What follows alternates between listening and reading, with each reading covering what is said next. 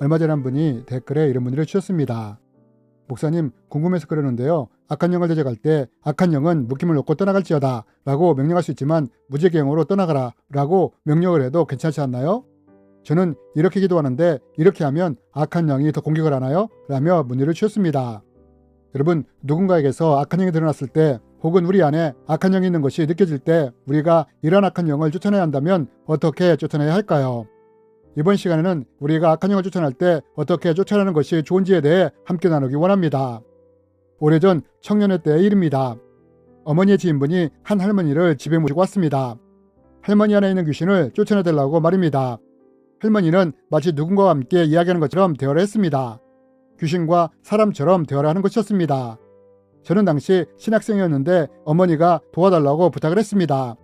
그래서 함께 축사 사역을 하게 되었습니다. 어머니와 저는 예수 이름으로 악한 영을 대적하며 쫓아내려고 했습니다. 예수 그리스도 이름으로 명하노니 악한 영은 떠나갈지어다 라고 계속해서 대적을 했습니다. 그런 악한 영은 쉽사리 떠나가지 않았습니다. 결국 나중에는 쫓아내긴 했지만 저녁부터 시작했는데 새벽 가까이 되어서야 악한 영을 쫓아낼 수 있었습니다. 하지만 문제는 자고 나서 보니 그 악한 영이 다시 들어와 있었던 것입니다. 이것이 반복이 되었고 결국 축사 사역은 실패로 끝나게 되었습니다. 그리고 이로 인해 큰 좌절감을 겪어야 했습니다. 그러다 한참 뒤에 성경을 읽다가 왜 이때 축사를 실패하게 되었는지 깨닫게 되었습니다. 누가복음에 보면 이런 말씀이 기록되어 있습니다. 더러운 귀신이 사람에게서 나갔을 때에 물 없는 곳으로 다니며 쉬기를 구하되 얻지 못하고 이에 이르되 내가 나온 내 집으로 돌아가리라 하고 가서 보니 그 집이 청소되고 수리되었거늘 이에 가서 저보다 더 악한 귀신 7을 데리고 들어가서 거하니 그 사람의 나중 형편이 전보다 더 심하게 되느니라. 여러분, 이 말씀에 보면 나갔던 귀신이 어떻게 했다고 합니까?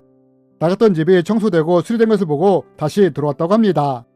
여러분, 제가 이것을 보면서 무엇을 깨닫게 되었느냐? 먼저는 귀신이 나갔다가 다시 들어올 수 있다는 것을 알게 되었습니다. 그리고 귀신이 쫓겨났더라도 단지 귀신이 나간 정도의 청소나 수리된 상태라면 나갔던 귀신이 다시 들어올 수 있다는 것도 알게 된 것입니다. 저와 어머니는 할머니 안에 있던 귀신을 쫓아내고자 애를 썼습니다. 하지만 귀신은 반복해서 다시 돌아왔다는 것입니다. 그렇다면 여러분, 어떻게 이 귀신이 이런 식으로 다시 들어올 수 있었느냐?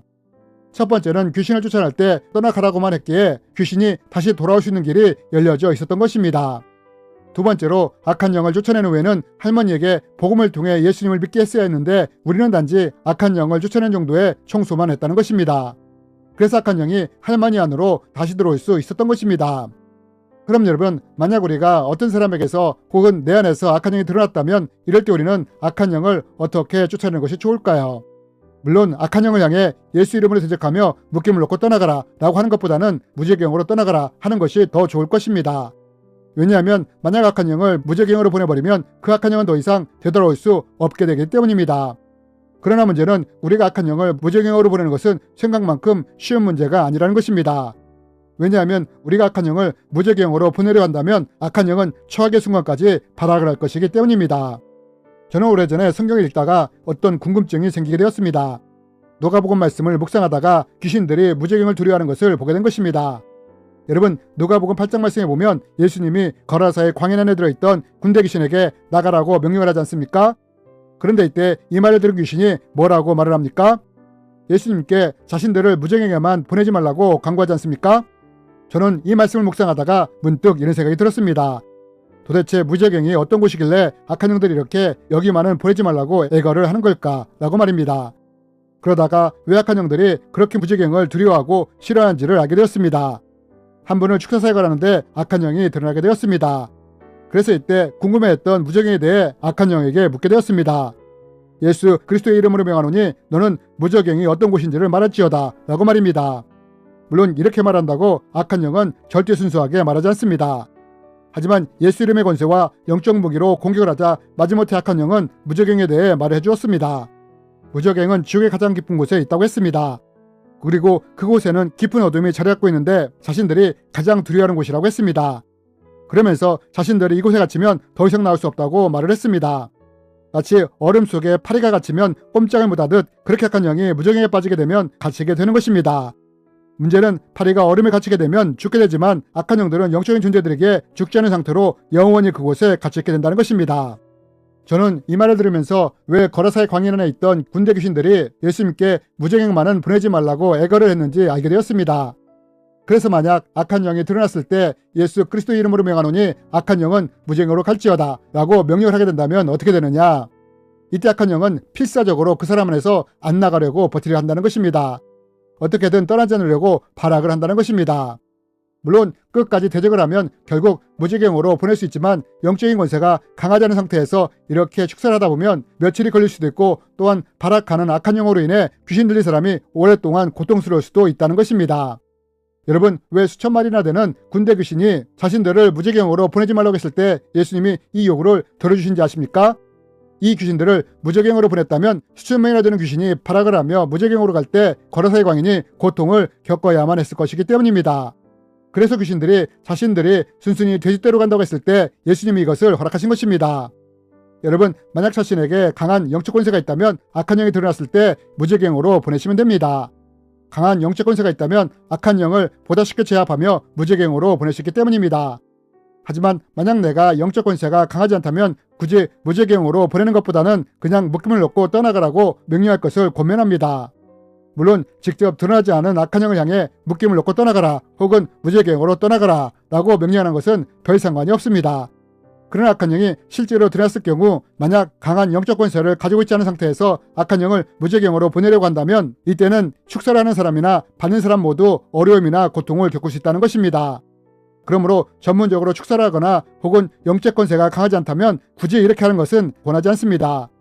그럼 오히려 이럴 때는 어떻게 하면 좋으냐? 그냥 예수 이름으로 명하며 묶임을 놓고 떠나가라 라고 대적을 하는 것입니다. 이렇게 할 때 무적행으로 보내는 것보다 쉽게 악한 영을 쫓아낼 수 있기 때문입니다. 그리고 이때 귀신 들렸던 사람에게 집중적으로 복음과 예수님을 전하는 것입니다. 즉 악한 영이 나감으로 청소된 집에 예수님을 주인으로 모시도록 하는 것입니다. 그리고 우리가 이렇게 하게 된다면 결국 우리가 어떤 결과를 볼 수 있게 되느냐? 만약 우리가 악한 영을 무적행으로 보내게 된다면 더 이상 악한 영은 다시는 그 사람에게 돌아올 수 없게 됩니다. 그러나 악한 영을 쫓아낸 뒤 복음과 예수님을 심는 것으로도 똑같은 효과를 볼 수 있다는 것입니다. 이렇게 해도 쫓겨난 악한 영이 다시 돌아올 수 없기 때문입니다. 하지만 우리는 이런 방법을 통해서 같은 효과를 볼 수 있지만 여기에는 영적인 차이점이 있다는 것을 알아야 합니다. 그럼 그것이 무엇이냐? 만약 우리가 악한 영을 무적행으로 보내게 된다면 악한 영은 영원히 무적행에 갇혀있게 되므로 더 이상 누구도 공격할 수가 없게 됩니다. 그러나 만약 우리가 악한 영을 쫓아내기만 한다면 복음과 예수님이 심겨진 그 사람 안에는 악한 영이 들어가지 못하지만 구멍에 있는 다른 사람에게는 다시 들어갈 수 있게 된다는 것입니다. 그러므로 우리의 영적 권세가 강하다면 악한 영이 들어났을 때 이 악한 영을 무적행으로 보내는 것이 가장 좋은 방법입니다. 하지만 때로는 이것만이 최선이 아니라는 것입니다. 때로는 악한 영을 쫓아내는 것만으로도 소기의 목적을 달성할 수 있다는 것입니다. 중요한 것은 악한 영을 쫓아낸 후에 복음과 예수님을 심는 것이 악한 영을 쫓아내는 것보다 훨씬 중요한 일이기 때문입니다. 악한 영을 쫓아내면 그 사람 안에 자유가 주어지게 되지만 복음과 예수님이 심겨질 때는 그 사람 안에 영생이 주어지기 때문입니다. 그러므로 악한 영을 대적할 때는 나에게 맞는 그리고 축사가 필요한 그 사람에게 맞는 방법을 통해 악한 영을 대적하시면 되는 것입니다. 주님의 이름으로 여러분을 축복합니다.